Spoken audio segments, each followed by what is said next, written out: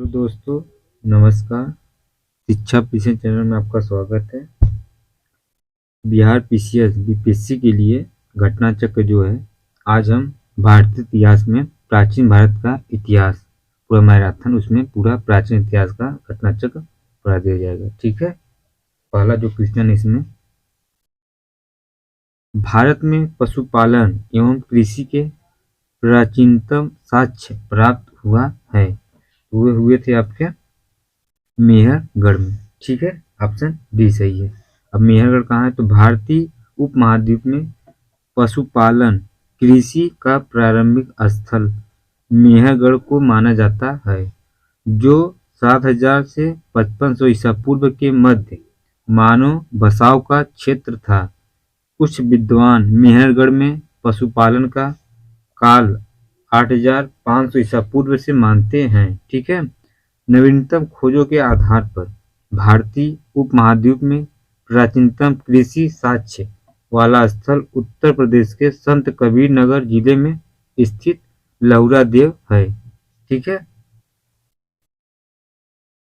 और यहाँ 7000 से 5500 ईसा पूर्व के गेहूं के साक्ष्य मिले हैं। इसके साथ ही चावल के साक्ष्य वाला स्थल कोल्डिहवा मतलब प्रयागराज इलाहाबाद जिले में बेरन नदी के तट पर स्थित है। यहाँ से 6500 ईसा पूर्व के चावल को भूसी के साक्ष्य मिले हैं। ठीक है। अगला क्वेश्चन है, निम्नलिखित में से किसको कैलो कैल्कोलिथिक युग भी कहा जाता है? उसको कहा जाता है ताम्र पाषाण युग को।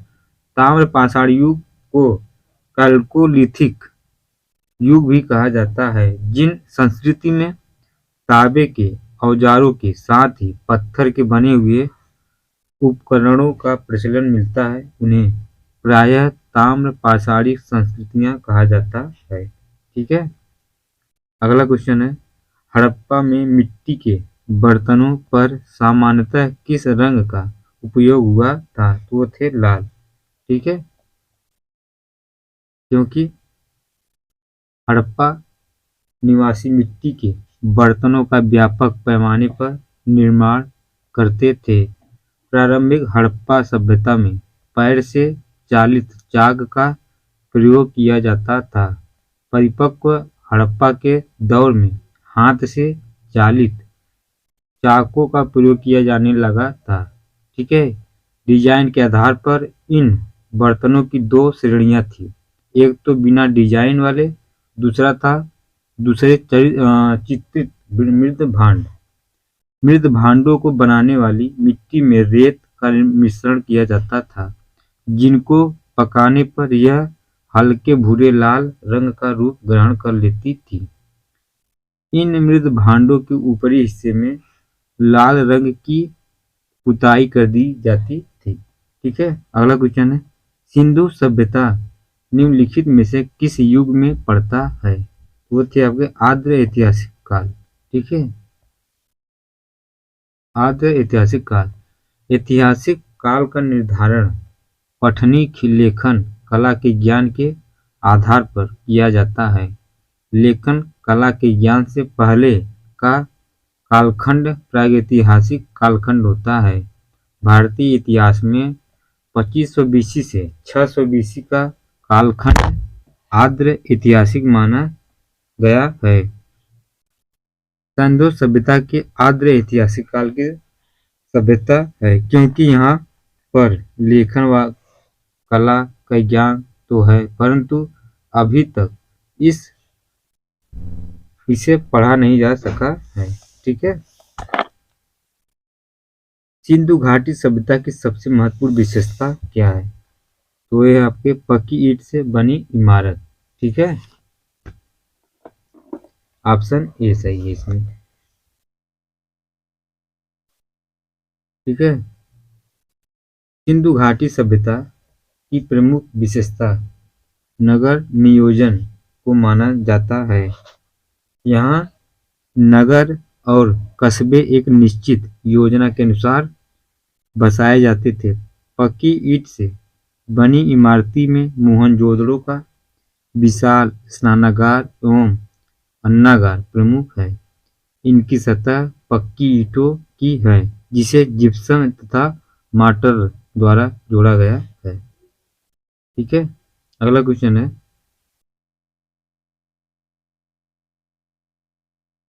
निम्नलिखित में से कौन सा एक हड़प्पा का बंदरगाह है? तो वो था आपका लोथल। ठीक है, लोथल कहाँ पड़ता है? तो गुजरात में। हड़प्पी नगर लोथल गुजरात के अहमदाबाद जिले में भोगवा नदी के किनारे स्थित है। यहाँ की सर्वाधिक महत्वपूर्ण उपलब्धि हड़प्पाकालीन बंदरगाह है। ठीक है, निम्नलिखित में से कौन सा हड़प्पाकालीन स्थल गुजरात में है? तो वो थे आपका लोथल। ठीक है, अगला क्वेश्चन है, निम्नलिखित में से किस हड़प्पाकालीन स्थल से टेराकोटा का हल प्राप्त हुआ है? तो वो थे आपका बनावली। ये कहाँ पड़ता था? हरियाणा के फतेहाबाद में। बनावली से टेराकोटा का हल प्राप्त होता है। ठीक है, निम्न में से किस हड़प्पन नगर में जूते हुए खेतों के निशान मिले हैं? तो वो थे कालीबंगा। ठीक है, प्रश्नगत हड़प्पा सभ्यता के स्थलों में से खंभात की खाड़ी के निकट स्थित लोथल से गोदीवाड़ा के साक्ष्य मिले हैं। राजस्थान के हनुमानगढ़ जिले में घग्गर नदी किनारे स्थित कालीबंगा से जूते हुए खेत के साक्ष्य मिले हैं। गुजरात के धौलावीरा से हड़प्पा लिपि के बड़े आकार के 10 चिन्हों वाला एक शिलालेख मिला है। हरियाणा के फतेहाबाद जिले में स्थित बनावली से पकी मिट्टी की बनी हुई हल की प्रतिकृति मिली है। ठीक है, अगला क्वेश्चन, निम्नलिखित में से कौन हड़प्पा और मोहनजोदड़ो के उत्खनन से संबंधित नहीं थे? तो वो थे आपके B.A. स्मिथ। ऑप्शन डी सही है। ठीक है, क्योंकि वर्ष 1921 में दयाराम साहनी, ये यूपी पीछे में भी पूछा है। ठीक है, हड़प्पा का सर्वश्रेष्ठ सर्वेक्षण किया है वर्ष 1926 से 27 और 1933 से 34 में माधव स्वरूप वर्ष हड़प्पा के उत्खनन कार्य से संबंधित रहे। मोहनजोदड़ो की खोज सर्वप्रथम वर्ष 1922 में राखालदास बनर्जी ने की तथा इसके पुरातात्विक महत्व की ओर ध्यान आकर्षित किया। इनके अतिरिक्त कुछ अन्य विद्वान के.एन. दीक्षित, अर्नेस्ट मैके, आर.एल. स्टीन, ए. घोष, जे.पी. जोशी आदि भी इस सभ्यता की खोज में महत्वपूर्ण योगदान दिया है। ठीक है, B.A. स्मिथ हड़प्पा सभ्यता की खोज से संबंधित नहीं रहे, बल्कि ये भारतविद एवं कला इतिहासकार के रूप में प्रसिद्ध थे। ठीक है, बोक जकोई का महत्व इसलिए है तो है आपको वहां से अभिलेख प्राप्त हुए हैं। इनमें वैदिक देवी एवं देवताओं का वर्णन मिलता है। ठीक है, ऑप्शन ए सही है, क्योंकि बोकजोकोई मतलब कहाँ पर एशिया माइनर में 14वीं शताब्दी ईसा पूर्व के कुछ अभिलेख मिले हैं।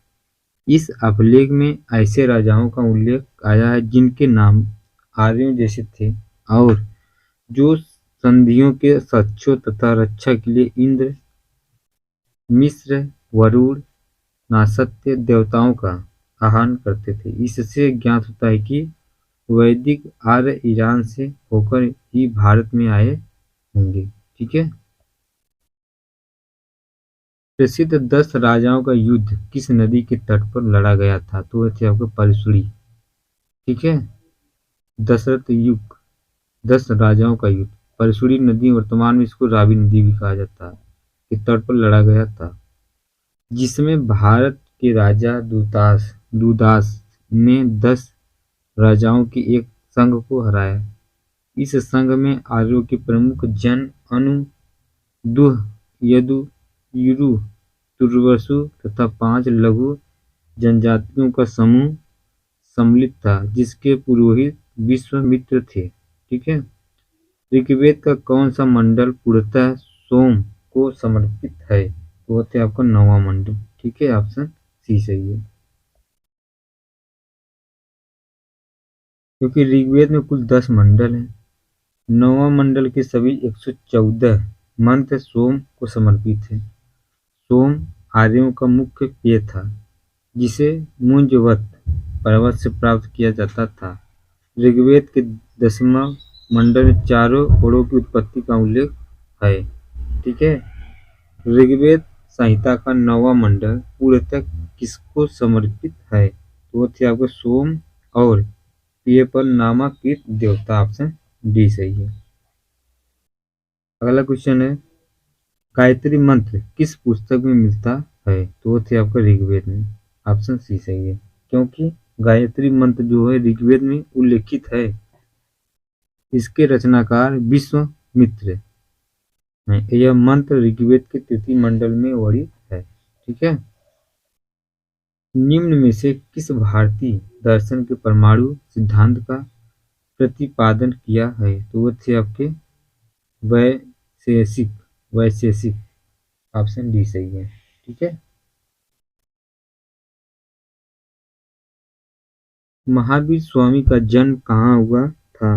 उनका जन्म जो हुआ आपका कुंडग्राम में हुआ था। ठीक है। महावीर स्वामी का जन्म कुंडग्राम या कुंडलपुर में वैशाली के निकट लगभग 599 ईसा पूर्व में हुआ था।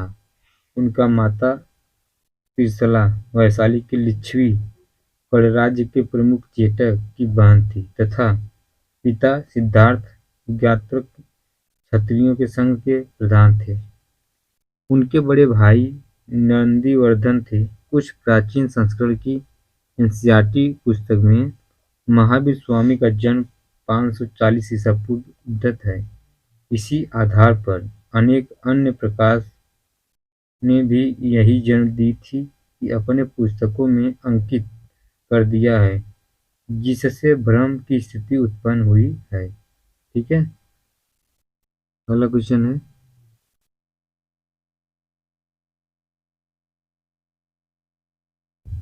महावीर जैन की मृत्यु निम्नलिखित में से किस नगर में हुई थी? तो वो थे आपको पावापुरी। ठीक है। महावीर स्वामी का जन्म जो है 599 ईसा पूर्व में वैशाली के निकट कुंडग्राम में हुआ था। उनके पिता सिद्धार्थ ज्ञात्रिक क्षत्रियों के संघ के प्रधान थे, जो वज्जी संघ का एक प्रमुख सदस्य थे। 527 ईसा पूर्व के लगभग 72 वर्ष की आयु में राजगिरी के समीप स्थित पावापुरी नामक स्थान में उन्होंने शरीर त्याग दिया है। ठीक है। अगला क्वेश्चन है, भगवान महावीर का प्रथम शिष्य था? तो वो थे आपको जमाली। ठीक है। भगवान महावीर जन्म क्षत्रिय वंश में सिद्धार्थ के यह 599 ईसा पूर्व में हुआ था। उनकी पत्नी का नाम यशोधरा था। उससे प्रियदर्शन नामक एक पुत्री उत्पन्न हुई है। उस पुत्री का विवाह जमाली नामक के क्षत्रिय से हुआ था, जो बाद में महावीर स्वामी का अनुयायी बन गया है। यह उनका प्रथम शिष्य था। जमाली ने बाद में महावीर का विरोध किया और बहुत्ववाद नामक एक नए संप्रदाय की शुरुआत की। 11 अन्य प्रधान शिष्य, जिन्हें गणधर कहा जाता है, निम्न प्रकार थे। इंद्रभूति, यज्ञभूति, वायुभूति, मतलब तीनों भाई थे। आर्यव्यक्त, सुधर्मन, मंडिक पुत्र, मौर्यपुत्र, आकस्मिक, अंचल और मैत्रेय तथा प्रशंसा थे। ठीक है। अगला क्वेश्चन है, भगवान महावीर का प्रथम शिष्य था? वो थे आपका जमाली। ठीक है। भगवान महावीर का जन्म क्षत्रिय वंश में सिद्धार्थ के यहाँ 599 ईसा पूर्व में हुआ था। उनकी पत्नी का नाम यशोधरा था। उनसे प्रियदर्शना नामक एक पुत्री उत्पन्न हुई है। उस पुत्री का विवाह जमाली नामक के छत्री से हुआ था, जो बाद में महावीर स्वामी का अनुयायी बन गया है। यह उनका प्रथम शिष्य था। जमाली ने भारत में महावीर का विरोध किया और बहुरतवाद नामक नए संप्रदाय की शुरुआत की। 11 अन्य प्रधान शिष्य, जिन्हें गणधर कहा जाता है, निम्न प्रकार थे। इंद्रभूत, अग्निभूति, वायुभूति तीनों भाई थे। आर्यभट्ट, सुधमन, मंडिक पुत्र, मौर्य पुत्र, अंकपित, चंचल, मैत्रेय तथा अभ्यास। ठीक है। निम्नलिखित में से कौन सबसे पूर्वकालिक जैन ग्रंथ कहलाता है? वो है आपका 14वें पूर्व। ठीक है। 14 पूर्व प्राचीनतम जैन ग्रंथ है। अंतिम नंद राजा के समय में शंभु विजय तथा भद्रबाहु संघ के अध्यक्ष थे तथा ये ही महावीर द्वारा प्रदत्त 14 वर्षों के विषय में जानने वाले अंतिम व्यक्ति थे। 12 अंग में जैन सिद्धांतों का संकलन प्रथम जैन सभा में किया गया था। ठीक है। अगला क्वेश्चन है, महात्मा बुद्ध ने अपना पहला धर्म चक्र प्रवर्तन किस स्थान पर दिया था? वो दिया थे आपके पाटली मतलब सारनाथ में। ऑप्शन बी सही है। 6 वर्षों का साधना के पश्चात 35 वर्ष की अवस्था में वैशाख पूर्णिमा की रात्रि को एक पीपल के वृक्ष के नीचे गौतम बुद्ध को ज्ञान प्राप्त हुआ है। ज्ञान प्राप्ति के बाद ही वे बुद्ध कहलाए। ज्ञान प्राप्ति के पश्चात गौतम बुद्ध ने अपने मत का प्रचार किया। उरुवेला से वे सबसे पहले ऋषिपत्तनम मतलब वर्तमान में सारनाथ आए। यह उन्होंने 5 महाव्रत सन्यासियों को पहला उपदेश दिया। इस उत्तर प्रदेश उपदेश को धर्म चक्र प्रवर्तन कहा जाता है। यह उपदेश दुख के कारणों, दुख का अंत, उनके संसाधनों से संबंधित था। इसे 4 आर्यों से सत्य भी कहा जाता था। ठीक है। क्वेश्चन है, महात्मा बुद्ध का महापरिनिर्वाण कहाँ हुआ है? तो हुआ था आपका कुशीनगर। ठीक है। ऑप्शन सी सही है, क्योंकि महात्मा बुद्ध ने अपना पहला उपदेश सारनाथ में दिया था। सारनाथ कहाँ है? तो यूपी की। उसके पश्चात वे बौद्ध धर्म के प्रचार के लिए कपिलवस्तु, राजगिरी, वैशाली तथा कौशल राज्य गए थे। सबसे अधिक बौद्ध धर्म का प्रचार कौशल राज्य में हुआ। कौशल नरेश प्रसेनजीत ने भी अपने परिवार के साथ बुद्ध की शिष्यता ग्रहण की थी। अपना प्रचार करते हुए मल्लों की राजधानी पावा पहुंचे। यहाँ वे चुंद नामक लुहार की आम्र वाटिका में ठहरे। उसने बुद्ध को शुक्रमंद खाने को दिया। उससे उन्हें रक्तातिसार हो गया और भयानक पीड़ा उत्पन्न हुई। इस वेदना के बाद भी कुशीनगर या कुशीनारा मल्ल गणराज्य की राजधानी पहुंची। वहीं 483 ईस्वी पूर्व में 80 वर्ष की अवस्था में उन्होंने शरीर त्याग दिया और बौद्ध ग्रंथों में इसे महापरिनिर्वाण कहा गया है। ठीक है। अगला क्वेश्चन है,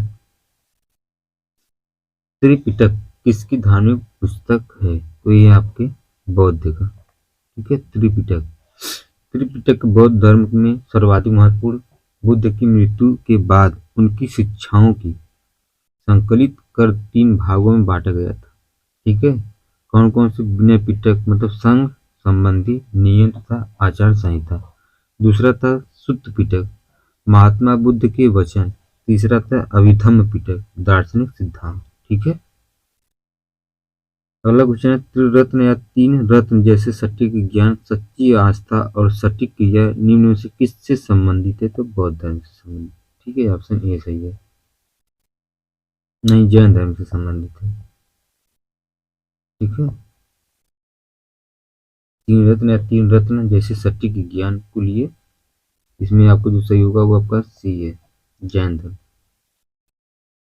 जैन धर्म में मोक्ष के लिए तीन साधन आवश्यक बताए गए हैं। सम्यक धारण मतलब दर्शन, सम्यक चरित्र, सम्यक ज्ञान। ये तीनों को जैन धर्म में तीन रत्न की संज्ञा दी गई। ठीक है,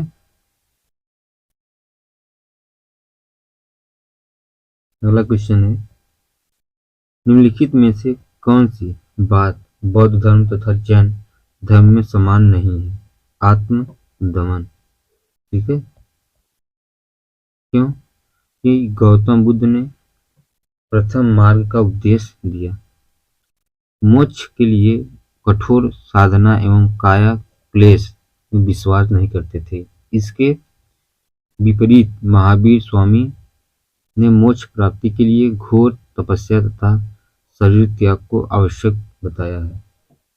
अगला क्वेश्चन है, बोध गया में बोधि वृक्ष अपने वंश की इस पीढ़ी का है, तो वह है आपका पंचम, ऑप्शन सी सही है।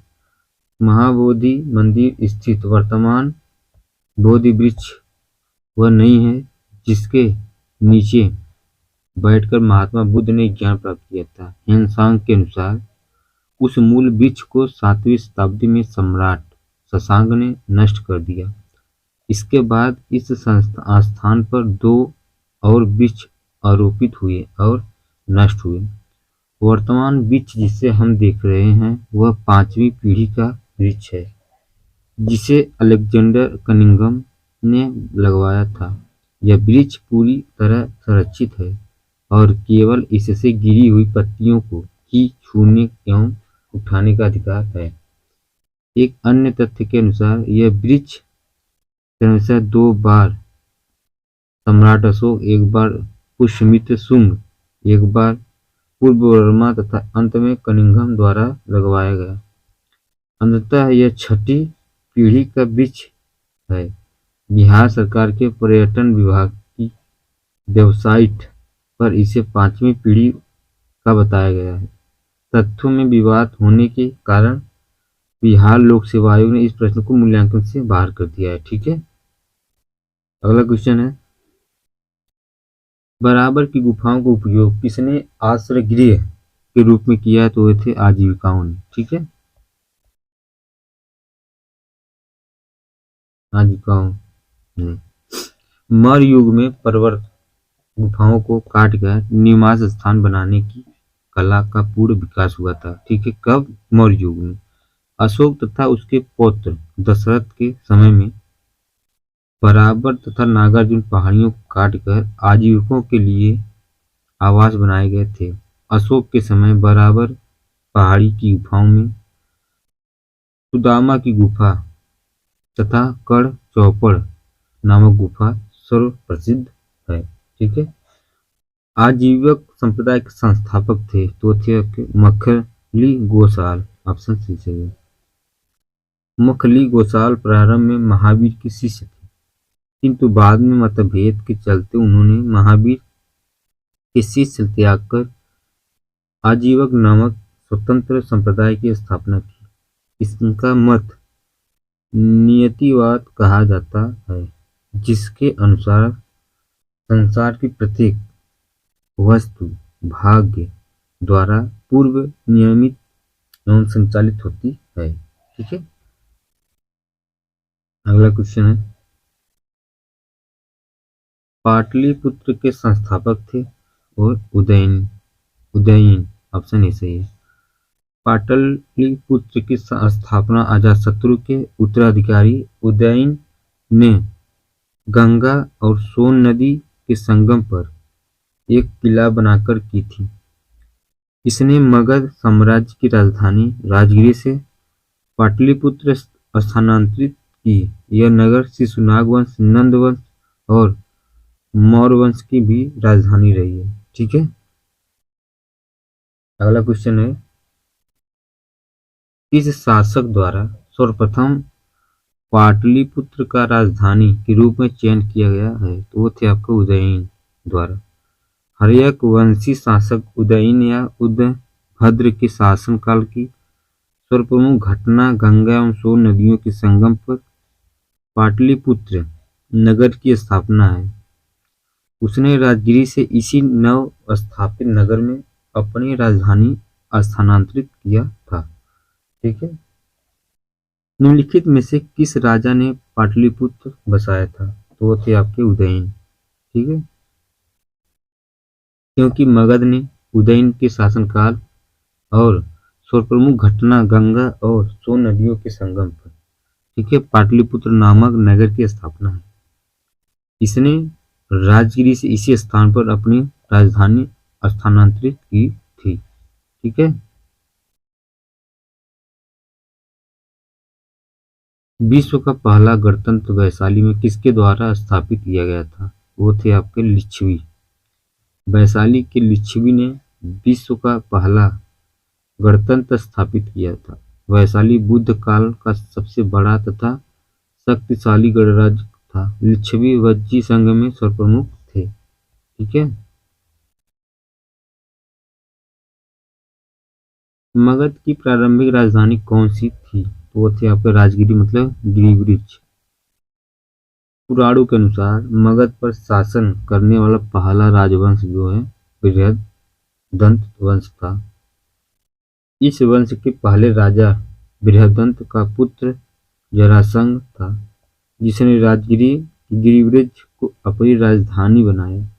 बौद्ध ग्रंथों के अनुसार मगध का प्रथम प्रतापी शासक बिंबिसार था। यह हर्यक वंश से संबंधित था। इसकी मृत्यु 492 ईसा पूर्व में हुई थी। इसके पश्चात अजातशत्रु मगध का शासक हुआ। अजातशत्रु के पुत्र उदयन ने अपनी राजधानी राजगिरी के से पाटलिपुत्र स्थानांतरित की थी। ठीक है। अगला क्वेश्चन है, अजातशत्रु के वंश का नाम क्या था? तो वो था हर्यक वंश। ठीक है। मगध का शासक अजातशत्रु 492 से लेकर 460 ईसा पूर्व अपने पिता एवं हर्यक वंश के संस्थापक बिंबिसार की हत्या कर राजगद्दी पर बैठा। इसकी हत्या भी इसके पुत्र उदयन कौशाम्बी के वंश राजा उदयन से भी न कर दी गई थी। सैंड्रो-कोर्ट्स से चंद्रगुप्त मौर्य की पहचान किसने की थी? तो वो थी आपकी विलियम जोन्स। ठीक है। ऑप्शन ए सही। क्योंकि विलियम्स जोन्स पहले विद्वान थे जिन्होंने सैंड्रो-कोर्ट्स की पहचान मौर्य शासक चंद्रगुप्त मौर्य से की। एरियन तथा प्लूटार्क ने चंद्रगुप्त मौर्य को एंड्रोकोर्ट्स के रूप में वर्णित किया, जबकि जस्टिन ने सैंड्रोकोर्ट्स, चंद्रगुप्त मौर्य और सिकंदर महान की भेंट का उल्लेख किया गया है। ठीक है। ब्राह्मी लिपि को सर्वप्रथम किसने पढ़ा है? वो थे आपके जेम्स प्रिंसेप। ऑप्शन डी सही है। क्योंकि सर्वप्रथम 1837 ईस्वी में जेम्स प्रिंसेप नामक अंग्रेज विद्वान ने अशोक के लेखों या ब्राह्मी लिपि का उद्वाचन किया, किंतु उन्होंने लेखों के दीवानी की पहचान सिंघल के राजा तिस्य से कर डाली। कालांतर में यह तथ्य प्रकाश में आया कि सिंघली अनुश्रुतियों, दीपवंश तथा महावंश में यह उपाधि अशोक के लिए उपयुक्त की गई है। अंततः वर्ष 1915 में मास्की, मतलब कर्नाटक से प्राप्त लेख में अशोक नाम भी पढ़ लिया गया था। ठीक है। अगला क्वेश्चन है, मेगास्थनीज की पुस्तक का नाम क्या है? तो थे आपके इंडिका। ऑप्शन डी सही। चंद्रगुप्त मौर्य सिकंदर का समकालीन शासक था। सिकंदर के समकालीन विदेशी लेखक नियाकर्स, आनोसिक्रियस या अरिस्तोबुलस तथा मेगास्थनीज थे, जिनके विवरण चंद्रगुप्त मौर्य के विषय में सूचनाएं देते हैं। विदेशी लेखकों में मेगास्थनीज का नाम सर्वाधिक महत्वपूर्ण है, जिसकी पुस्तक है इंडिका, मौर्य इतिहास का प्रमुख स्रोत है। इंडिका का लेखक कौन था? तो वो थे आपको मेगास्थनीज। ऑप्शन बी सही है। ठीक है। मेगास्थनीज की पुस्तक इंडिका में पाटलिपुत्र के नगर प्रशासन का वर्णन मिलता है। इसके अनुसार पाटलिपुत्र नगर का प्रशासन 30 सदस्यों की विभिन्न समितियों द्वारा होता था। इसकी कुल 6 समितियां होती थी तथा प्रत्येक समिति में 5 सदस्य होते थे। समिति का कार्य बिक्री कर वसूल करना था। विक्रय कर मूल्य का 10वें भाग के रूप में वसूल किया जाता था। करों की चोरी करने वाले मृत्युदंड दिया जाता था। ठीक है। अगला क्वेश्चन है, मेगास्थनीज दूत था तो वो थे आपको सेल्यूकस का। ठीक है। मेगास्थनीज सेल्यूकस निकेटर तथा चंद्रगुप्त मौर्य के राज्य सभा में भेजा गया यूनानी राजदूत था। इसके पूर्व वह अराकोसिया के क्षत्रप के राज दरबार में सेल्यूकस का राजदूत रह चुका था। मेगास्थनीज ने काफी समय तक मौर्य दरबार में निवास किया। भारत में उसने जो कुछ भी देखा सुना उससे उसने इंडिका नामक अपने ग्रंथ में लिपिबद्ध किया। ठीक है।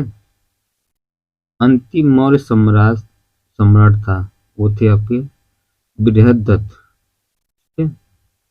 Option D. अंतिम मौर्य शासक बृहद्रथ था। बृहद्रथ की हत्या इसके सेनापति पुष्यमित्र शुंग के द्वारा की गई है। ठीक है। इस अभिलेख में रुद्रदामन प्रथम की विभिन्न उपलब्धियां वर्णित है। वो थे आपके जूनागढ़। गुजरात के जूनागढ़ से रुद्रदामन 130 लेके 150 ईस्वी का एक अभिलेख प्राप्त हुआ है। यह जिस शिला पर उत्कीर्ण है उसी पर अशोक के 14 प्रज्ञापनों की एक प्रति तथा स्कंदगुप्त के दो लेख भी खुदे हुए हैं। यह विशुद्ध संस्कृत भाषा तथा ब्राह्मी लिपि में लिखा गया है। इसमें रुद्रदामन की वंशावली, विजयों या शासक व्यक्तित्व आदि पर सुंदर प्रकाश डाला गया है। यह अभिलेख तक प्राप्त संस्कृत अभिलेखों में सर्वाधिक प्राचीन है। ठीक है। अगला क्वेश्चन है, निम्नलिखित राजाओं में से किसका जैन धर्म के प्रति भारी झुकाव था? तो वो थे आपके खारवेल के। कलिंग का चेदीवंशी शासक खारवेल प्राचीन भारतीय इतिहास के महानतम सम्राटों में से एक था। उड़ीसा प्रांत के भुवनेश्वर से 3 मील की दूरी पर स्थित उदयगिरी पहाड़ी की हाथी गुफा से उसका एक बिना तिथि का अभिलेख प्राप्त हुआ है। यह अभिलेख खारवेल का इतिहास जानने का एक मात्र स्रोत है। इसका जैन धर्म के प्रति भारी झुकाव था। हाथी गुफा अभिलेख प्राकृतिक भाषा में है। ठीक है। कलिंग नरेश खारवेल का संबंध था तो वो थे आपके उपयुक्त में से कोई नहीं या तो उपयुक्त में से अधिक। ठीक है। ऑप्शन ई सही है। क्योंकि कलिंग के चेदी राजवंश का संस्थापक महामेघवाहन नामक व्यक्ति था। अंततः इस वंश का नाम महामेघवाहन वंश की पड़ गया था। इस वंश का सर्वाधिक शक्तिशाली शासक खारवेल हुआ। खारवेल के इतिहास अध्ययन का एकमात्र साधन हाथी गुफा अभिलेख है। प्राचीन भारत का नेपोलियन किसे कहा जाता है? तो उसको समुद्रगुप्त कहा जाता है। ठीक है। ये परीक्षा में यूपीपीसीएस या स्टेट पीसीएस में ये क्वेश्चन बहुत पूछा है। ठीक है। इसको थोड़ा देखते हुए। अगला क्वेश्चन है, गुप्त सम्राट जिसने हुड़ों को पराजित किया था तो वो थे स्कंदगुप्त। ठीक है। हुड़ों का पहला भारतीय आक्रमण गुप्त सम्राट स्कंदगुप्त के शासक काल में हुआ था 455 ईसा पूर्व। स्कंदगुप्त के हाथों बुरी तरह से परास्त हुए। यूएस राय के अनुसार इस गूढ़ आक्रमण का नेता खुशनेवाज था। यह आक्रमण एक धावा मात्र रहा है और देश के ऊपर इसका कोई तात्कालिक प्रभाव नहीं पड़ा, किंतु परोक्ष रूप से इसने गुप्त साम्राज्य के पतन की गति को तेज कर दिया है। स्कंदगुप्त की मृत्यु के बाद 5वीं शताब्दी अंत तथा 6ठी शताब्दी के प्रारंभ में उत्तर पश्चिम के कई क्षेत्रों पर हुनों ने कब्जा कर लिया था। ठीक है, अगला क्वेश्चन है किस प्रकार की भूमि को अपृहत कहा जाता था? तो वो थे आपके बिना जोती हुई जंगल या जंगली भूमि। ठीक है, बिना जोती हुई भूमि मतलब वह भूमि जिस पर खेती न की गई है, उसको क्या कहते हैं? अपृहत भूमि कहा जाता है। यह गुप्तकालीन राजस्व व्यवस्था का एक पद है। ठीक है, चीनी यात्री सुंग युन ने भारत की यात्रा की थी तो 1515 ईस्वी से लेकर 1520 ईस्वी तक। ठीक है, ऑप्शन ए सही है। चीनी यात्री सुंग युन 1518 ईस्वी में भारत आए। इसने अपनी 3 वर्षों की यात्रा में बौद्ध धर्म की प्रतियां एकत्रित की थी। ठीक है, हर्षवर्धन के शासनकाल में किस चीनी यात्री ने भारत की यात्रा की थी? वो थे हेनसांग। ऑप्शन ए बी सही है। हर्षवर्धन के समय की सर्वप्रमुख घटना चीनी यात्री हेनसांग के भारत आगमन की है। उसकी उत्कृष्ट अभिलाषा महात्मा बुद्ध के चरण चिन्हों द्वारा पवित्र किए स्थानों को देखने एवं पवित्र बौद्ध ग्रंथों का अध्ययन करने की थी, जो उन दिनों भारत में सुलभ थे। इस उद्देश्य की पूर्ति हेतु उसने तांग शासकों की राजधानी चंगन से भारतवर्ष के लिए 629 ईस्वी में प्रस्थान किया। अपनी भारत यात्रा के ऊपर उसने एक ग्रंथ लिखा जिसे सीयूकी कहा जाता है। ठीक है, कल्हड़ की पुस्तक का नाम क्या था? तो वो थे आपका राजतरंगिणी। ठीक है, ऑप्शन डी सही है। कल्हड़ के राजतरंगिणी में कश्मीर का इतिहास लिखा गया है। ठीक है, इस ग्रंथ की रचना कल्हड़ ने जयसिंह 1127 से लेकर 1159 के शासनकाल में पूर्ण किया था।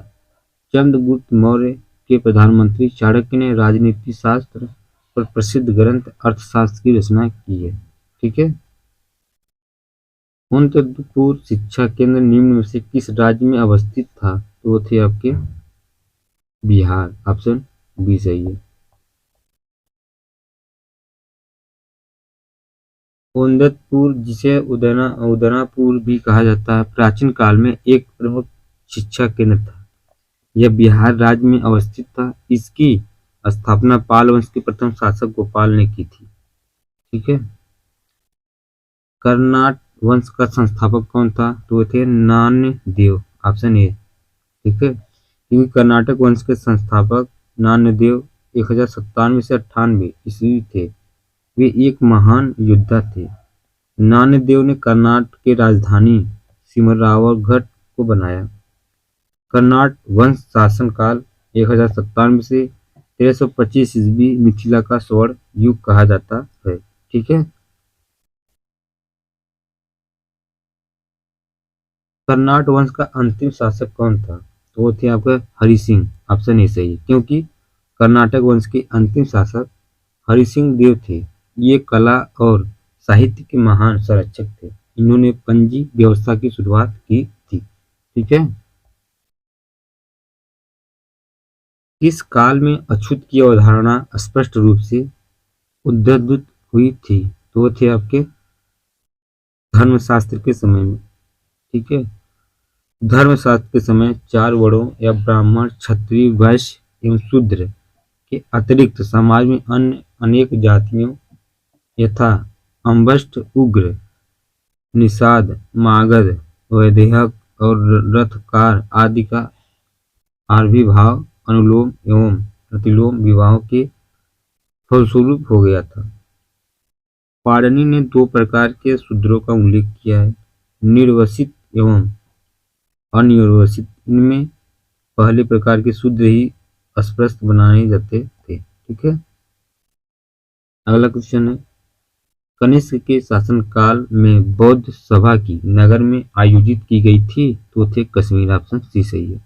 क्योंकि बौद्ध धर्म की चौथी और अंतिम संगीति सभा कुषाण शासक कनिष्क के राज्यकाल में कश्मीर के कुंडल वन में हुई थी। इसकी अध्यक्षता वसुमित्र ने की थी। अश्वघोष इसके उपाध्यक्ष थे। यहाँ बौद्ध ग्रंथों की कठिन अंशों पर सम्यक विचार किया गया था। ठीक है। और प्रत्येक पिटक पर भाष्य लिखे गए थे। कनिष्क ने इन्हें ताम्र पत्रों पर खुदवाकर एक स्तूप में रखवा दिया था। त्रिपिटक भी लिखे गए। इन्हीं भाष्यों को विभाषास्त्र कहा जाता है। उल्लेखनीय है कि पहली बौद्ध संगीति बुद्ध की मृत्यु के तत्काल बाद राजगिरी की तप्तपड़ी गुफा हुई। इस समय मगध का शासक अजातशत्रु था। इसकी अध्यक्षता महाकश्यप ने की थी। द्वितीय बौद्ध संगीति कालाशोक के शासनकाल में बुद्ध की मृत्यु के लगभग 100 वर्षों पश्चात वैशाली में हुई थी। इसके अध्यक्ष आचार्य कमीर मतलब सर्वकामिनी थी। ठीक है। प्रथम बौद्ध संगीत के अध्यक्ष कौन थे? लगभग सभी को पता होगा, महाकश्यप, ऑप्शन बी सही है। ठीक है। अगला क्वेश्चन है, भगवान बुद्ध के महापरिनिर्वाण के बाद पहली बौद्ध संगीति हुई थी, वो थे राजगिरी मतलब राजगीर में, ऑप्शन ए सही है। ठीक है। बुद्ध के जीवन के 4 महत्वपूर्ण घटनाओं और उनसे संबंध 4 स्थानों का नीचे उल्लेख है। यह 2 स्तंभ बताइए, फर्स्ट और सेकेंड। ठीक है। इसमें जो जन्म हुआ था बुद्ध का, तो कहाँ हुआ था? तो लुम्बिनी में। ठीक है, ऑप्शन थर्ड सही है। उसके बाद ज्ञान प्राप्ति कहाँ हुआ था? तो बोध गया में। ठीक है। उसके बाद प्रथम प्रवचन कहाँ दिए थे? सारनाथ बनारस के क्षेत्र में। उनका निधन कहाँ हुआ था? कुशीनगर। ठीक है। तो ऑप्शन सी सही है। क्योंकि महात्मा बुद्ध का जन्म जो है 563 ईसा पूर्व में कपिल वस्तु के समीप लुम्बिनी वन में हुआ था। बोध गया में वैशाख पूर्णिमा की रात को उन्हें ज्ञान प्राप्त हुआ था। काशी के ऋषि पत्तनम सारनाथ में उन्होंने प्रथम उपदेश धर्म चक्र परिवर्तन दिया एवं कुशीनगर में उनका निधन हुआ, जिसे बौद्ध साहित्य में महापरिनिर्वाण कहा गया है। ठीक है। अगला क्वेश्चन है, बोध गया में किसे ज्ञान प्राप्ति हुई थी? तो वो थे आपके गौतम बुद्ध, ऑप्शन बी सही है। बोध गया में महाबोधि मंदिर बनवाया गया, जहां गौतम बुद्ध को ज्ञान प्राप्त हुआ था। ठीक है। बोध गया में 6 वर्ष की साधना के पश्चात 35 वर्ष की आयु में महात्मा बुद्ध को वैशाख पूर्णिमा की रात को एक पीपल के वृक्ष के नीचे ज्ञान प्राप्त हुआ। इस स्थल पर मंदिर का निर्माण सम्राट अशोक ने 3री शताब्दी मतलब बीसी में प्रारंभ किया गया, परंतु इसका वर्तमान स्वरूप 5वीं या 6ठी शताब्दी में निर्मित हुआ। यह मंदिर पूरी तरह ईंटों से निर्मित है। वर्ष 2002 में यूनेस्को द्वारा यह विश्व धरोहर स्थल बना है। ठीक है। अगला क्वेश्चन, गौतम बुद्ध को एक देवता का स्थान किस राजा के युग में प्राप्त हुआ है? तो वो थे आपके कनिष्क, ऑप्शन बी सही है। क्योंकि कनिष्क के शासन काल में संपन्न चतुर्थ बौद्ध संगीति में बुद्ध धर्म हीनयान एक महायान था नामक 2 संप्रदाय एवं स्वतंत्र संप्रदायों में विभक्त हो गया।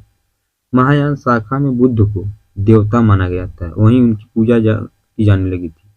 इसी के साथ अनेक बोधिसत्वों की भी पूजा प्रारंभ हुआ था। ठीक है। अगला क्वेश्चन है,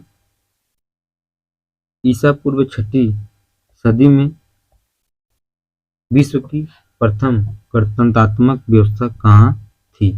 वो थे आपके वैशाली में। ठीक है। कहाँ पर? वैशाली में। क्योंकि ईसा पूर्व 6ठी में विश्व की प्रथम राजतंत्रात्मक व्यवस्था वैशाली में थी। वस्तु 6वीं सदी में जहां महाजनपदों में राजतंत्रात्मक शासन व्यवस्था थी, वहीं वज्जी तथा मल्ल नामक 2 राज्यों में गणतंत्रात्मक शासन व्यवस्था प्रचलित थी। वज्जी 8 राज्यों का एक संघ था, जिसमें वैशाली के लिच्छवी सर्वाधिक शक्तिशाली थे। 16 महाजनपदों की सूची का उपलब्ध है महाभारत में, अंगुत्तर निकाय में या छांदोग्य उपनिषद में या संयुक्त निकाय में। तो ये जो है आपका 16 महाजनपदों का उल्लेख किया गया है अंगुत्तर निकाय में। ऑप्शन बी सही है। ठीक है, क्योंकि बौद्ध ग्रंथ अंगुत्तर निकाय में पोषण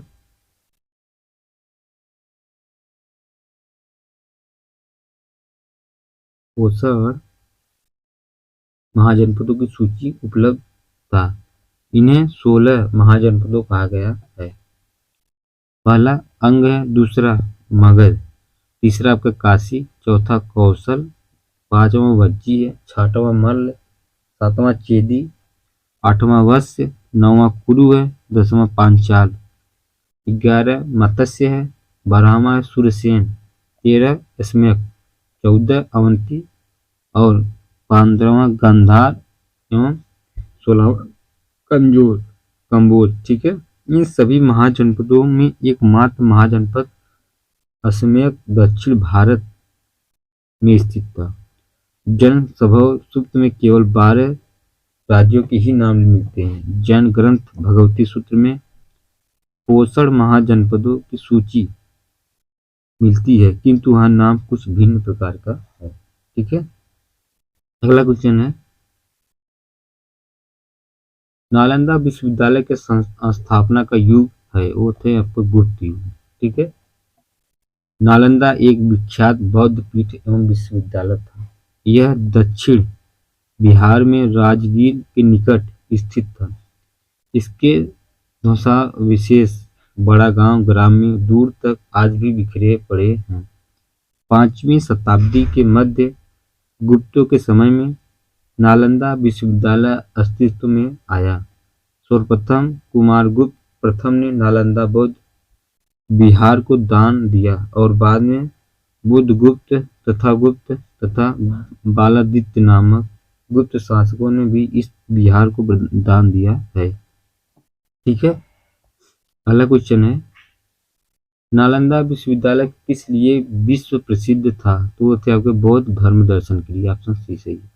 यह बौद्ध दर्शन के अध्ययन के लिए विश्व प्रसिद्ध था। उसी के अध्ययन के लिए चीनी यात्री हिनसांग यहाँ आया था। मध्यकालीन भारत में मनसबदारी व्यवस्था क्यों लागू की गई थी? तो वो थे आपके सैनिक की सुगमता से भर्ती हेतु। ऑप्शन बी सही है। ठीक है, अगला क्वेश्चन है, मनसबदारी व्यवस्था एक विशिष्ट प्रशासनिक व्यवस्था थी जिसका प्रचलन मुगल शासक अकबर द्वारा किया गया था। मनसब द्वारा 3 बातें निर्धारित होती थी। पहला है पदाधिकारी का वरीयता क्रम, दूसरा है वेतनमान तथा तीसरा है सैनिक उत्तरदायित्व। सैनिकों उत्तरदायित्व में मनसबदार को अपने मनसब के अनुसार सैनिकों को रखना पड़ता था। इसी व्यवस्था से राज्य ने सैनिकों की प्रत्यक्ष भर्ती और रख रखाव के उत्तरदायित्व मनसबदारों पर डाल दिया था, जिसके बदले में मनसबदार को नगद या जागीर प्रदान की जाती थी। ठीक है, अगला क्वेश्चन है, नीचे 2 वक्तव्य दिए गए हैं जिनमें एक कथन है, दूसरा कथन, दोनों ध्यान पूर्वक पढ़े। जिसे पहला जो आपका कथन है, 12वीं शताब्दी के अंत तक नालंदा महावीर का पतन हो गया था। कथन आर में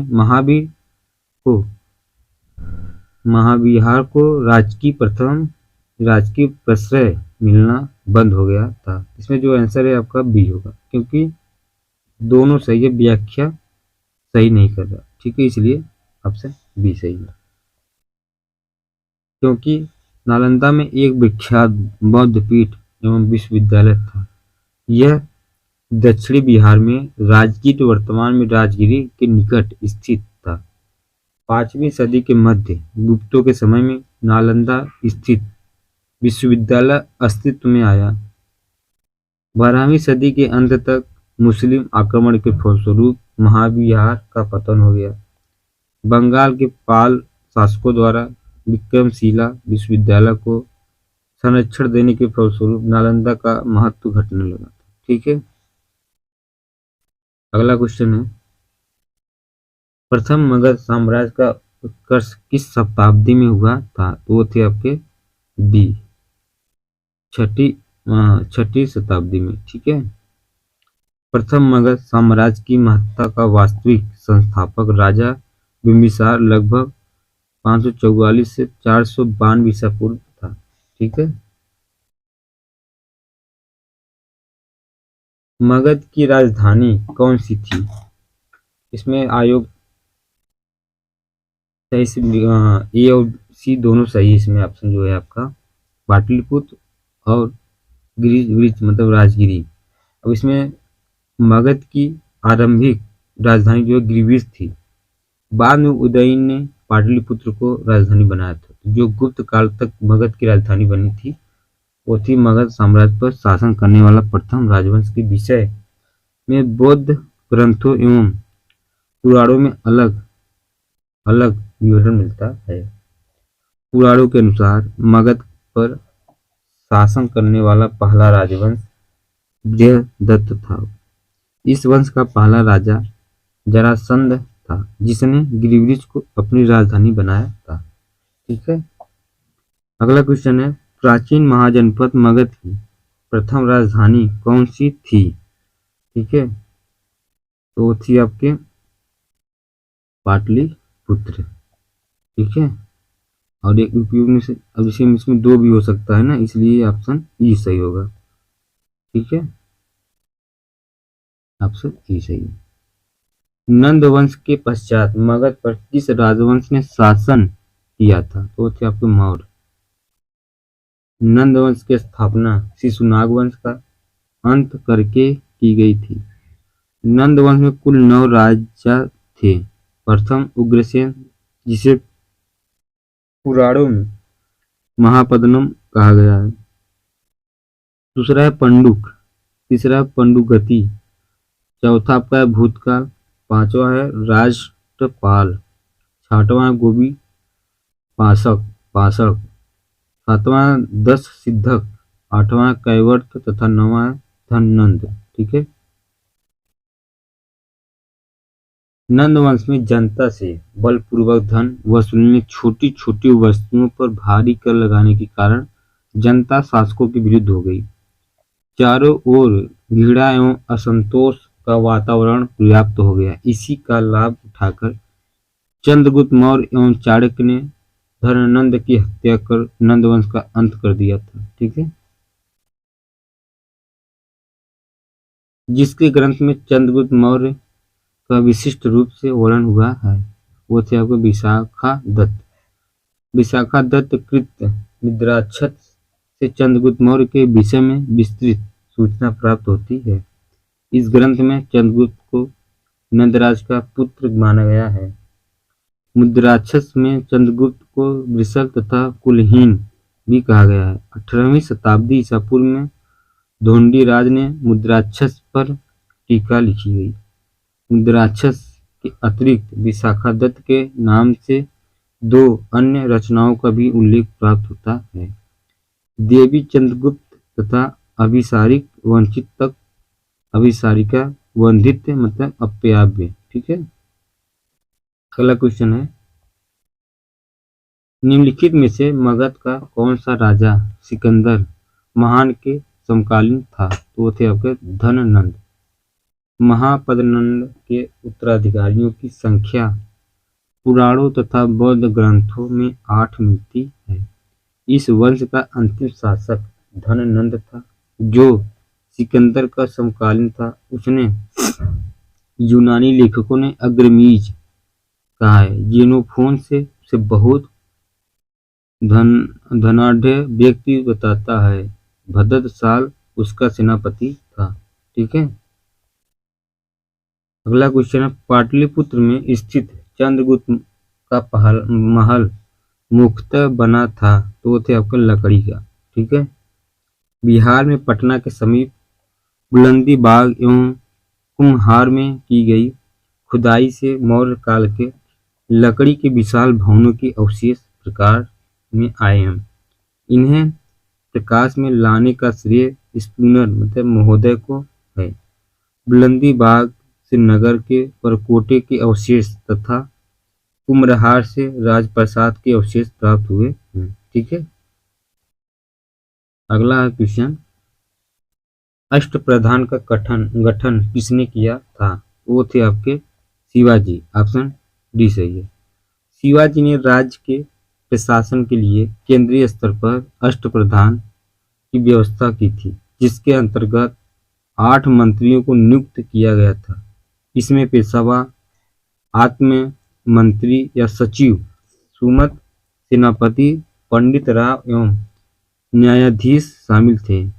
ये शिवाजी के राज्य प्रशासन में आधुनिक काल के सचिवों की भांति कार्य करते थे। इनका कार्य राजा को परामर्श देना मात्र था। इसे किसी भी अर्थ में मंत्रिमंडल नहीं कहा जा सकता। प्रत्येक मंत्री राजा के प्रति उत्तरदायी था। ठीक है। निम्न में से किस मौर्य राजा ने दक्कन की विजय प्राप्त की थी? तो वो थे आपके चंद्रगुप्त। ऑप्शन बी सही। मौर्य साम्राज्य के संस्थापक चंद्रगुप्त मौर्य ने दक्षिण भारत की विजय प्राप्त की थी। इस संदर्भ में अशोक के अभिलेखों, जैन एवं तमिल साक्ष्यों से जानकारी प्राप्त होती है। दक्षिण भाग के अनेक स्थलों में अशोक के अभिलेख प्राप्त हुए हैं, किंतु अशोक ने एकमात्र कलिंग विजय की थी।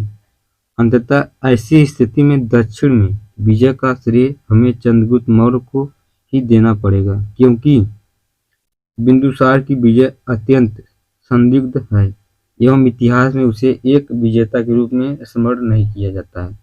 जैन एवं तमिल साक्ष्य भी चंद्रगुप्त मौर्य की दक्षिण विजय की पुष्टि करते हैं।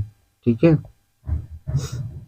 अगला क्वेश्चन है, अभिलेख जिससे यह प्रमाणित होता है कि चंद्रगुप्त का प्रभाव पश्चिम भारत पर था। ठीक है। इसमें जो आंसर होगा आपका है सी, रुद्रदामन का जूनागढ़ अभिलेख। ऑप्शन सी सही।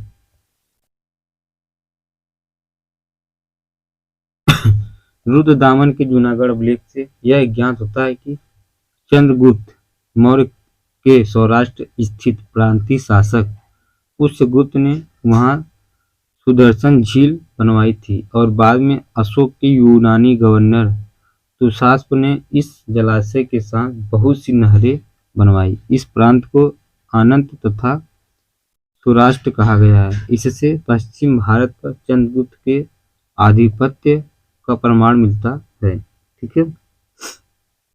अगला क्वेश्चन, निम्न में से कौन सा क्षेत्र अशोक के साम्राज्य में सम्मिलित नहीं था? तो थे आपका श्रीलंका। ऑप्शन सी सही है, क्योंकि श्रीलंका अशोक का साम्राज्य में सम्मिलित नहीं था।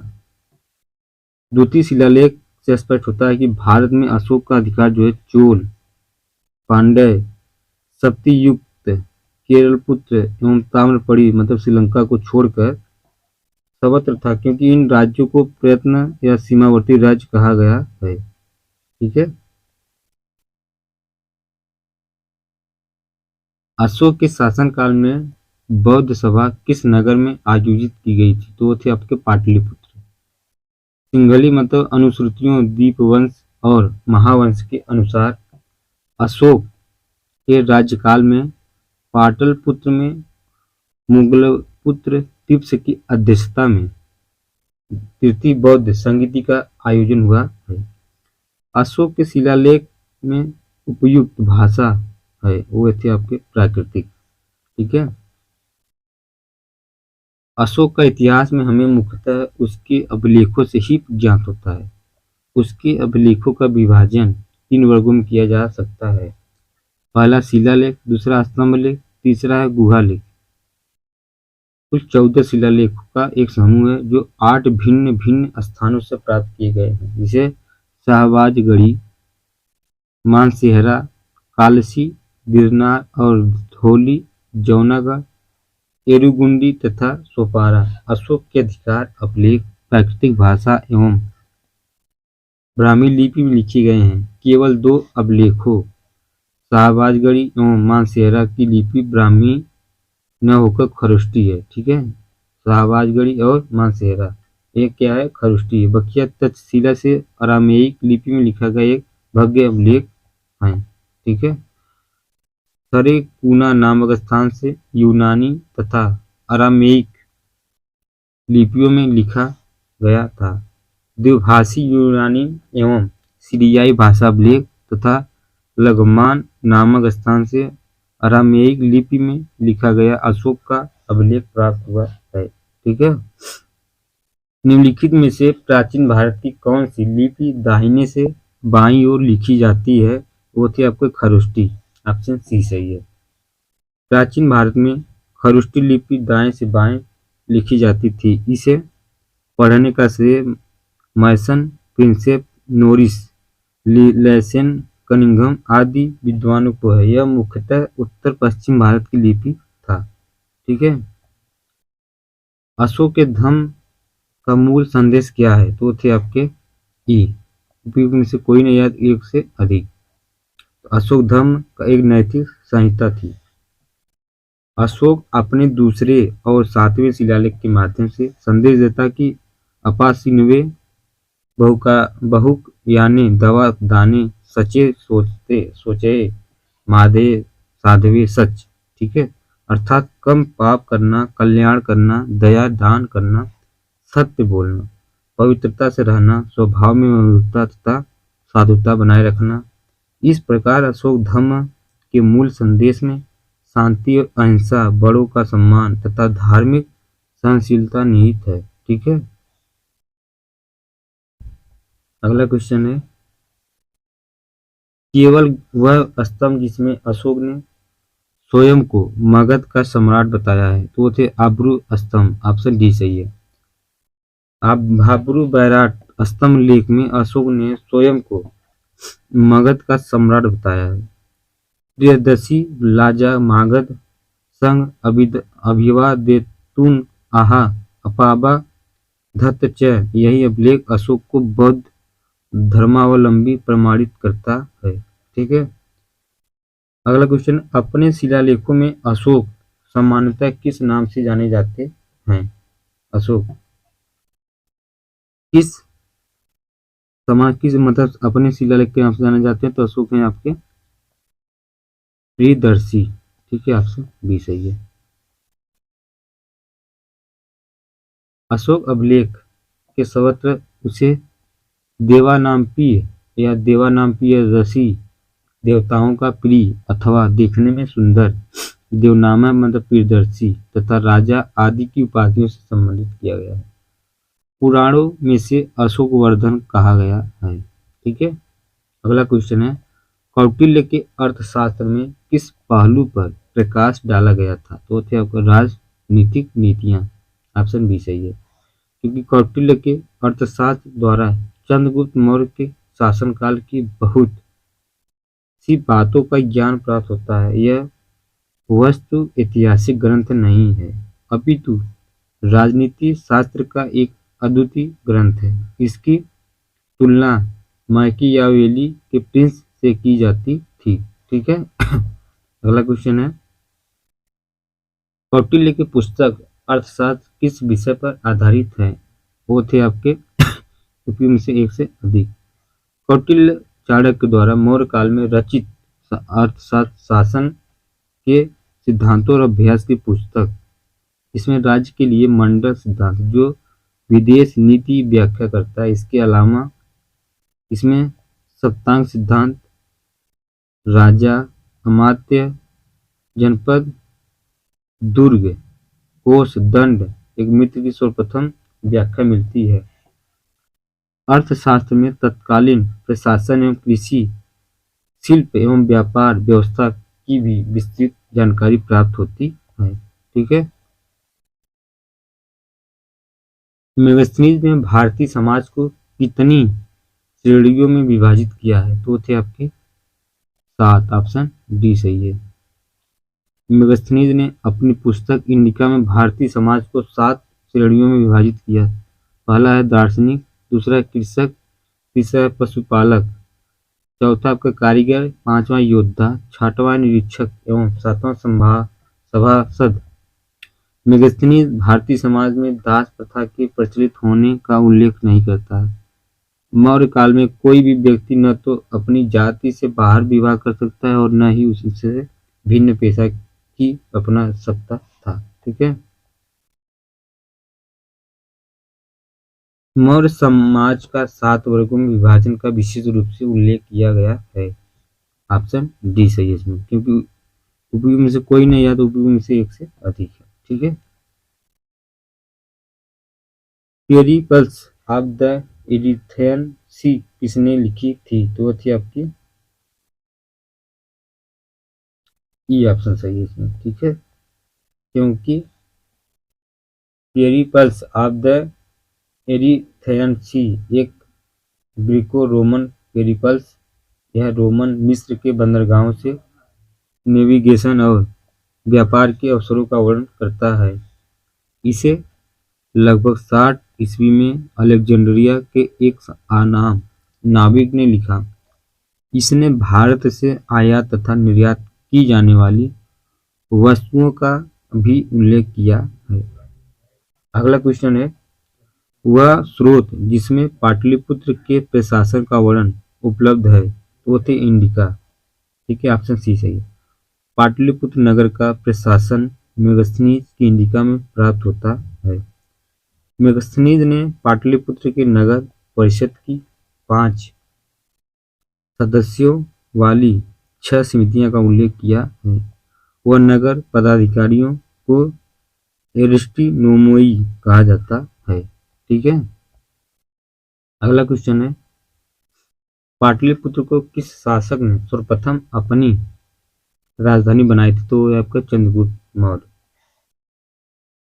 वस्तु पाटलिपुत्र की स्थापना गंगा एवं सोन नदी के संगम पर हर्यक वंशी शासक उदयनी ने की थी। यह अपनी राजधानी राजगिरी से पाटलिपुत्र स्थानांतरित की थी, किंतु विकल्प में उदयनी नहीं है, इसलिए चंद्रगुप्त मौर्य सही ऑप्शन। ठीक है। इनमें से किसने सर्वप्रथम व्यापक पैमाने पर स्वर्ण मुद्रा का प्रचलन किया था? तो किए थे आपके बीमा कदफिसेस। ऑप्शन सी सही है। ठीक है। क्योंकि कुषाण शासकों द्वारा व्यापक पैमाने पर स्वर्ण मुद्रा का प्रचलन प्रारंभ करना भारतीय उपमहाद्वीप में उनका सबसे महत्वपूर्ण योगदान था। कुषाण शासक बीमा कदफिसेस को स्वर्ण मुद्राओं के प्रचलन का श्रेय प्राप्त है। कला की गांधार शैली निम्न समय में फली फूली है, तो यह आपके कुषाणों के समय। ऑप्शन ए सही है। क्योंकि कुषाण शासक कनिष्क के शासनकाल में कला के क्षेत्र में 2 स्वतंत्र शैलियों का विकास हुआ। पहला गांधार शैली, दूसरा है मथुरा शैली। इन दोनों को कनिष्क की ओर से पर्याप्त प्रोत्साहन दिया गया। गांधार कला यूनानी कला से प्रभावित थी। ठीक है। अगला क्वेश्चन है, इनमें से किस शासक ने चतुर्थ बौद्ध संगीति कश्मीर में आयोजित की थी? तो वो थे आपके कनिष्क। ऑप्शन सी सही है। ठीक है। बौद्ध धर्म की चतुर्थ संगीति कुषाण शासक कनिष्क के राज्यकाल में कश्मीर के कुंडल वन में हुई थी। इसकी अध्यक्षता वसुमित्र ने की थी तथा अश्वघोष इसके उपाध्यक्ष बने। इस सभा में महासंघी को वर्चस्व था। यहाँ बौद्ध ग्रंथों के कठिन अंशों पर सम्यक विचार किया गया तथा प्रत्येक परिपिटक पर भाष्य लिखकर उन्हें विभाषास्त्र नामक टीकाओं में संकलित कर दिया गया था। इसी समय बौद्ध धर्म हीनयान या महायान नामक 2 स्पष्ट संप्रदायों में से विभक्त हो गया था। ठीक है। अगला क्वेश्चन है, शुंग वंश के बाद किस वंश ने भारत पर राज किया था? तो थे कण्वा, मतलब कंडव। शुंग वंश का अंतिम राजा देवभूति अपने अमात्य वसुदेव के षड्यंत्रों द्वारा मार डाला गया। वसुदेव ने जिस नवीन राजवंश की नींव डाली वह कंडो या कंडोयान नामक से जाना जाता है।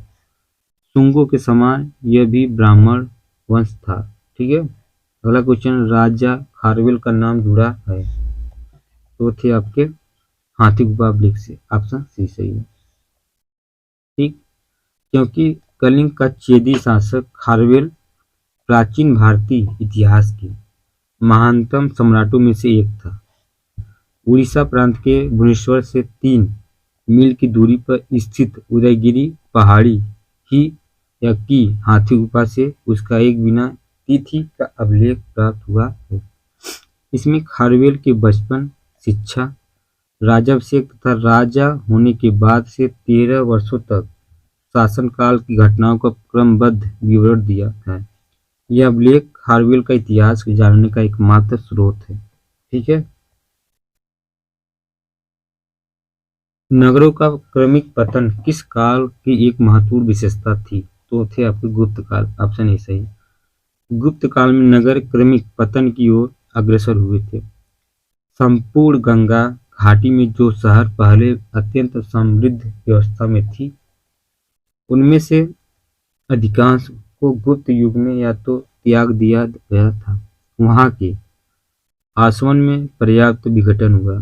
पाटलिपुत्र जैसा महत्वपूर्ण नगर हिंसांग के आगमन तक गांव बन गया। मथुरा जैसा महत्वपूर्ण नगर एवं कुड़महार, सोनपुर या सोहगौरा और उत्तर प्रदेश में गंगा घाटी के अनेक महत्वपूर्ण केंद्र हाल से ही प्रमाण प्रस्तुत करते हैं।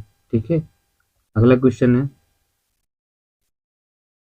निम्नलिखित में से कौन सा बंदरगाह गुप्त काल में उत्तर भारतीय व्यापार के लिए उपयोग किया जाता है तो आपके ही सही है। ठीक है, क्योंकि गुप्त काल में बंगाल में ताम्रलिप्ति एक प्रमुख बंदरगाह था जहां से उत्तर भारत के साथ दक्षिण पूर्व एशिया, चीन, लंका, जावा, सुमात्रा आदि देशों के साथ व्यापार होता था।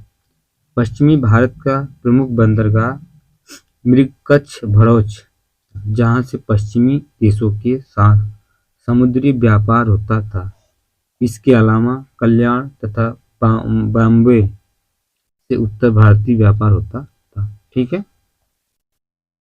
किस शासक वंश ने मंदिरों एवं ब्राह्मणों को सबसे अधिक ग्राम अनुदान में दिया था तो वो थे आपके गुप्त वंश। ठीक है।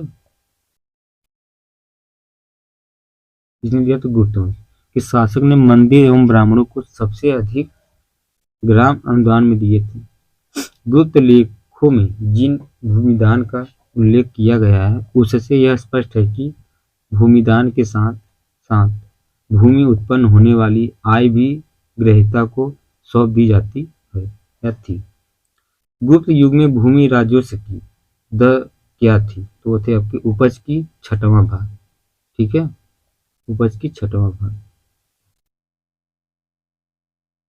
गुप्त काल में जो लोग राजकीय भूमि पर कृषि करते थे उन्हें अपनी उपज का एक भाग राजा को कर के रूप में देना पड़ता था जो षष्ठांश होता था। गुप्त अभिलेखों में भूमि कर को उदंग तथा भागकर कहा गया है। ठीक है।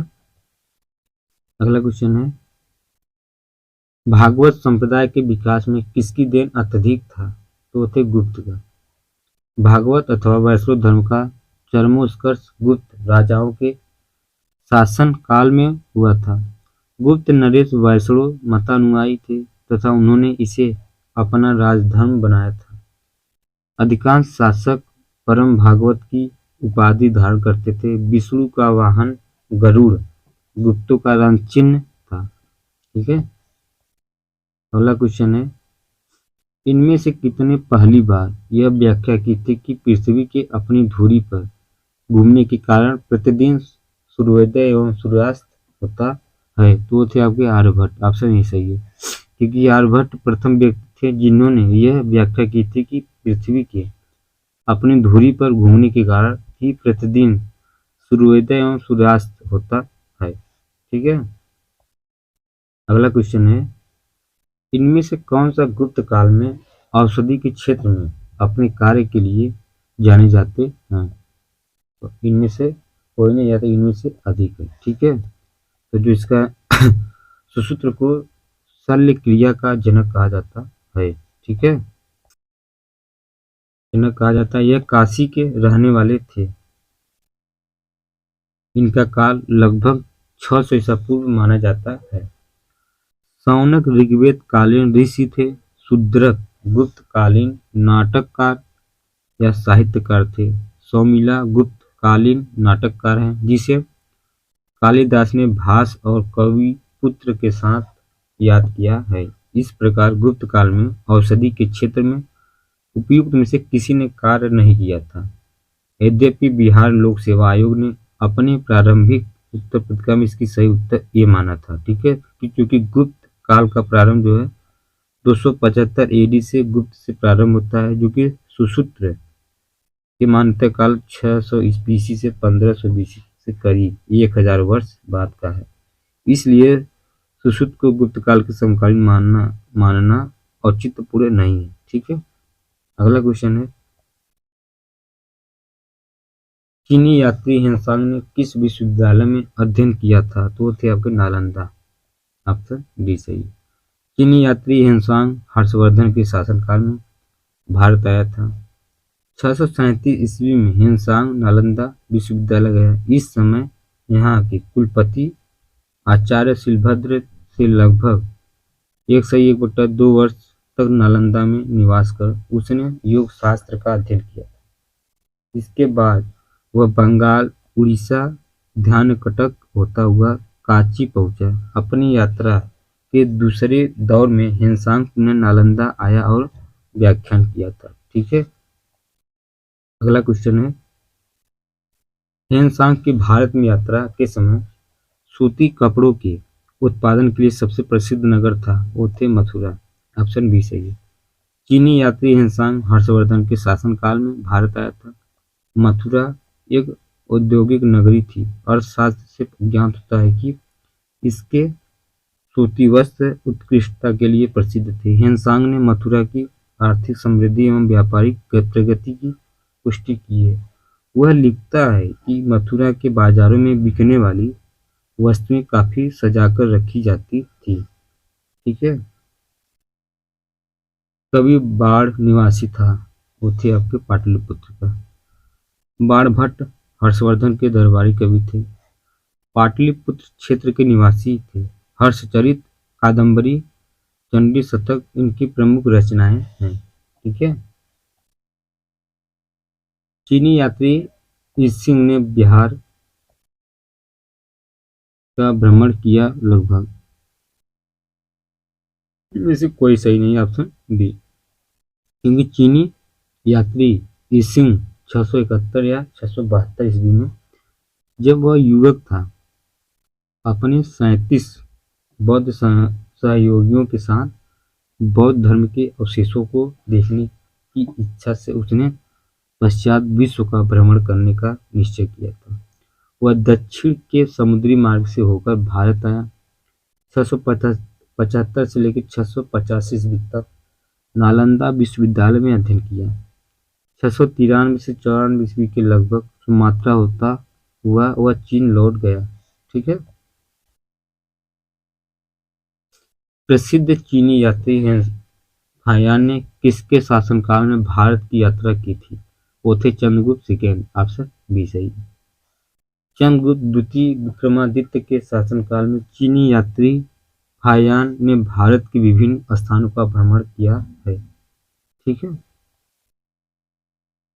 नालंदा विश्वविद्यालय के संस्थापक कौन थे?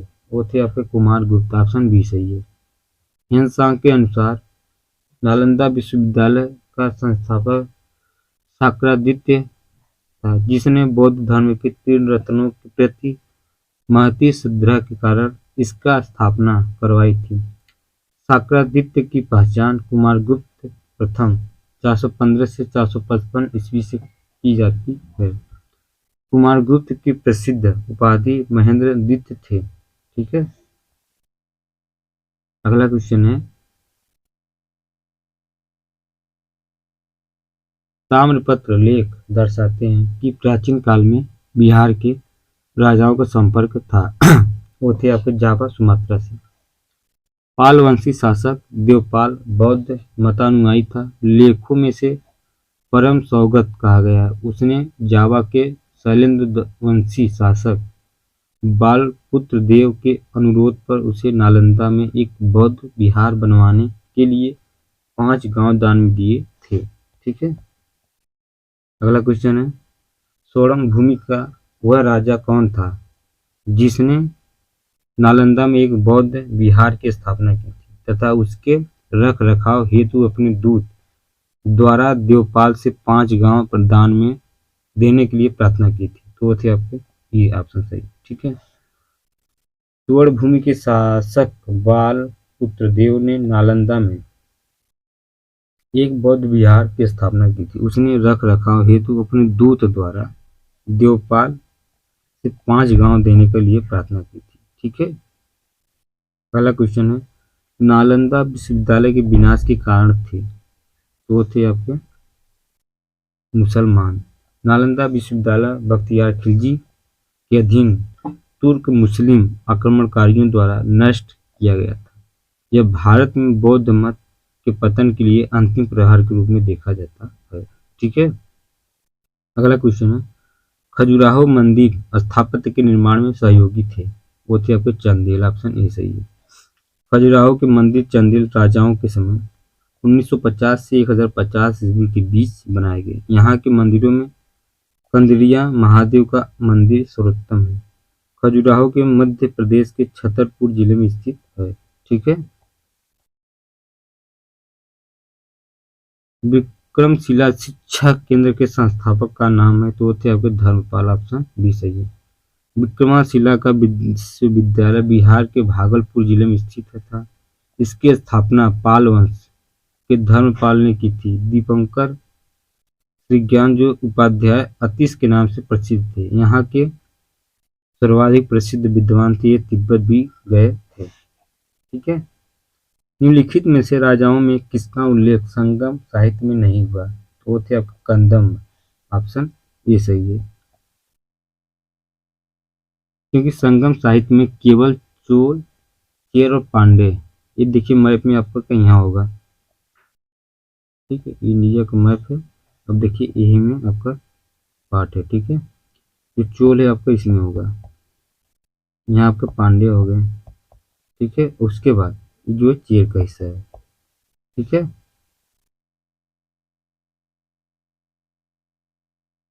तो उद्भव और विकास का विवरण प्राप्त होता है। इन राजाओं की विविध राजाओं के शासन का स्पष्ट निर्धारण संभव न होने पर भी संगम साहित्य से कृष्णा नदी के दक्षिण में सुदूर प्रायद्वीप तक राजनीतिक गतिविधियों का उल्लेख किया गया है। ठीक है, अगला क्वेश्चन है, संगम युग अरेयूर किस लिए विख्यात था। वो थे आपके कपास। ऑप्शन बी, कपास के व्यापार का महत्वपूर्ण केंद्र है। तमिलनाडु के तिरुचिरापल्ली में अवस्थित कावेरी नदी के तट पर उरैयूर संगम कालीन चोलों की राजधानी थी। यह कारी एवं वाराणयम नामों से भी प्रसिद्ध था। संगम युग में उरैयूर कपास था सूती वस्त्रों का बहुत बड़ा केंद्र था। ठीक है, मुद्राक्षस का लेख निम्न में से कौन है। तो वो थे आपके विशाखा दत्त। ऑप्शन बी सही है। ठीक है, मुद्राक्षस की रचना विशाखा दत्त ने की थी। इस ग्रंथ से मौर्य इतिहास मुख्यतः चंद्रगुप्त मौर्य के जीवन पर प्रकाश पड़ता है। इसमें चंद्रगुप्त मौर्य को वृषल तथा कुलहीन कहा गया है। धुंडीराज ने मुद्राक्षस पर टीका लिखी है। पृथ्वीराज रासो का लेखक कौन है। तो आपका चंद्रवरदाई। ऑप्शन बी सही है। चौहान वंशी शासक पृथ्वीराज थर्ड राय पिथौरा के दरबारी कवि चंद्रवरदाई ने पृथ्वीराज रासो की रचना की है। ठीक है, अगला क्वेश्चन है, स्वप्नवास व दत्ता के लेखक कौन है। तो यह है आपके भास। महाकवि भास के नाम से 13 नाटक उपलब्ध हैं। इन्हें 1909 में श्री टी गणपति शास्त्री ने त्रावणकोर राज्य से प्राप्त किया था। इन नाटकों के नाम पर जैसे प्रतिज्ञा, गौधनरायण, दूसरा है स्वप्नवास दत्त, तीसरा है उरुभंग, चौथा आपका है दूत वाक्य, पांचवा पंचरात्र बाल चरित्र, दूत घटोत्कच, आठवां कड़भार, नवा है मध्यम व्यायोग योग, दसवां प्रतिमा नाटक, 11वां अभिषेक नाटक, 12 है अभिराम एवं 13वां है चारु दत्त। ठीक है। अगला क्वेश्चन है कुमार संभव महाकाव्य किस कवि ने लिखा है? वो थे आपके कालिदास। कुमार संभव महाकाव्य की रचना महाकवि कालिदास ने की थी। इसमें 17 सर्ग है जिनमें प्रकृति चित्रण तथा कार्तिकेय की जन्म का वर्णित है। 12वां है। अगला क्वेश्चन है किरातार्जुनी पुस्तक किसने लिखा था? तो ऑप्शन डी भारवी। ठीक है। किरातार्जुनी पुस्तक के लेखक भारवी है। इस पुस्तक की कथावस्तु महाभारत से ली गई है। इसमें अर्जुन तथा किरात वेशधारी विश्व के बीच युद्ध का वर्णन है। ठीक है। अगला क्वेश्चन है उस स्रोत का नाम बतलाइए जो प्राचीन भारत के व्यापारिक मार्गों पर मौन है। तो वो थे आपके मिलिंद पन्हो। ऑप्शन बी सही है। पाली भाषा में बौद्ध भिक्षु नागसेन द्वारा लिखित मिलिंद पन्हो में नागसेन एवं हिंद यवन शासक मेनांडर के बीच वार्तालाप का वर्णन है। इसमें व्यापारिक मार्गों का वर्णन किया जाता है। हर्षचरित्र नामक पुस्तक किसने लिखी थी? वो थे आपके बाणभट्ट ने। ऑप्शन बी सही है। हर्षचरित्र ग्रंथ की रचना प्रसिद्ध लेखक बाणभट्ट ने की थी। यह वर्धन वंश के इतिहास का प्रमुख स्रोत है। यह एक आख्यायिका है जिसमें लेखक अपने समकालीन शासन तथा उसके पूर्वजों के जीवन व्रत का वर्णन प्रस्तुत करता है। ठीक है। अगला क्वेश्चन है चोल वंश का संस्थापक कौन था? तो विजयाल। ठीक है, विजयाल है। ऑप्शन ए सही है। चोल साम्राज्य की स्थापना विजयालय ने किया था जो प्रारंभ में पल्लवों का एक सामंती सरदार था। उसने 1850 ईस्वी में तंजौर को अपने अधिकार में कर लिया। तंजौर के 100 मंदिर राजराजेश्वर या बृहदेश्वर मंदिर का निर्माण राजा राज प्रथम के काल में हुआ था। ठीक है। अगला क्वेश्चन है चोल काल किसके लिए प्रसिद्ध है?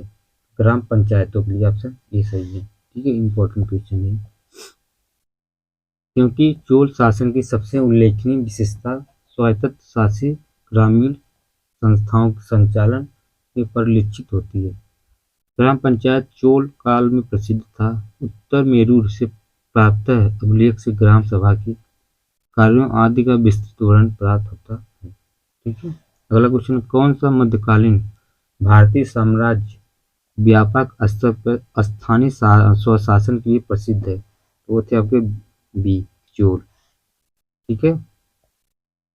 अगला क्वेश्चन है दक्षिण भारत के मंदिर के आकर्षण द्वारा क्या कहलाते हैं? तो वो थे आपके गोपुरम। ऑप्शन बी सही है। क्योंकि दक्षिण के मंदिरों के आकर्षण द्वारा तो गोपुरम कहते हैं। पांड्यों चोलों के राज्यकाल में दक्षिण शैली पनपती रही है।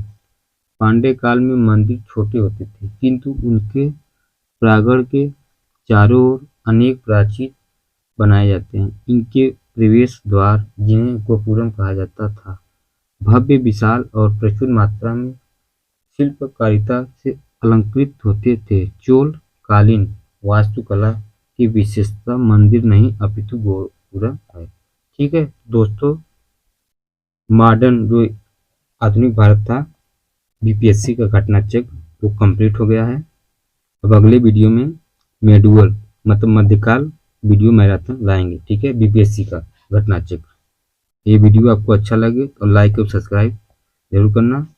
और जो भी आपका सुझाव हो कमेंट में शेयर कर सकते हैं। ठीक है, धन्यवाद।